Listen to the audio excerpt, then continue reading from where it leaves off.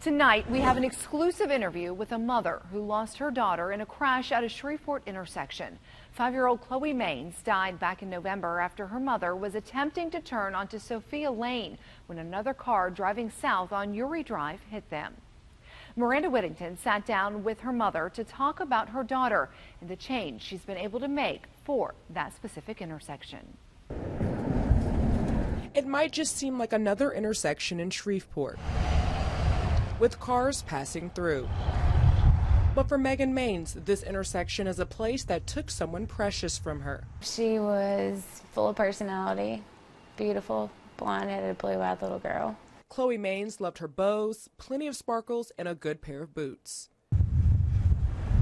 But her life changed forever at the intersection of Sophia Lane and Uri Drive on Monday, November 12th. I went to turn, I didn't see that car, and 5 seconds after turning, we got hit. And we kind of jolted back and forth, and then we just went off into the ditch. Megan was attempting to turn onto Sophia Lane when a car traveling down Uri Drive hit their car. After they were hit, another driver rushed to help. He had rolled his window down, and I was pointing to my back seat, and I thought I was screaming, but I wasn't, and nothing was coming out of my mouth. Megan's 1-year-old son Jace was in the back seat and only suffered a scratch to his head, while 5-year-old Chloe experienced significant damage to her spinal cord. They told us that, she wouldn't move, she wouldn't open her eyes, nothing. She was in a coma, pretty much, is how she was going to be until she passed away. It was Chloe's 5th birthday when the crash happened. The next day, as her family was praying over her, Chloe opened her eyes. She tried to talk to us. She tried to tell her daddy that she loved him. She'd look over at him and he'd say, "Daddy loves you." And she'd look over at me and I'd say, "I love you." And I'd tell her, I wouldn't tell her that she was in an accident. I was just telling her that she had been hurt, but everything was going to be okay. Megan was able to sleep with Chloe that night, and then early Wednesday morning on November 14th, Chloe Maines passed away. It was hard.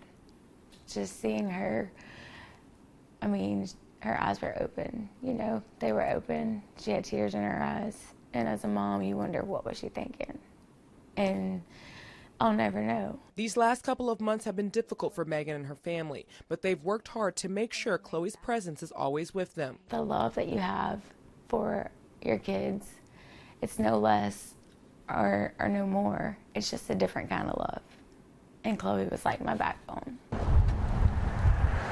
So Megan knew she had to do something when it came to this intersection. Whenever it's green both ways, the speed limit's 50. Most people are driving 10 miles over the speed limit, so you're doing 60 going down the road. What if a kid's walking across the street or, just like us, we're turning? Currently, there's no turning signal at the intersection of Sophia Lane and Uri Drive. So in December, she reached out to the district traffic engineer for the Louisiana Department of Transportation requesting one. I told him the situation, told him what happened, told him what I wanted to be done, and he told me that it would take a long time. It would take several months to process it. But last Friday, Megan received an email from that engineer saying they would be adding a turning signal to that intersection. I was so thankful. It took a big weight off of my shoulders because I still haven't gone that way since the accident. I can't go that way. And I just feel like a turning signal is going to help a lot more people. This is how her dresser was set up. I had her happy birthday stuff still here from November. Chloe's room hasn't changed one bit, and her family talks about her and feels her presence every single day. All this stuff is everything she played with. Megan has lost one of the most precious things in her life, but her daughter's death has become her motivation to create change, one turn signal at a time. But I hope that me getting my word out and my testimony and getting a turning signal put up, I hope that it helps to change people's mindset on a lot of things. That's what I really hope for. Miranda Whittington, KSLA News 12.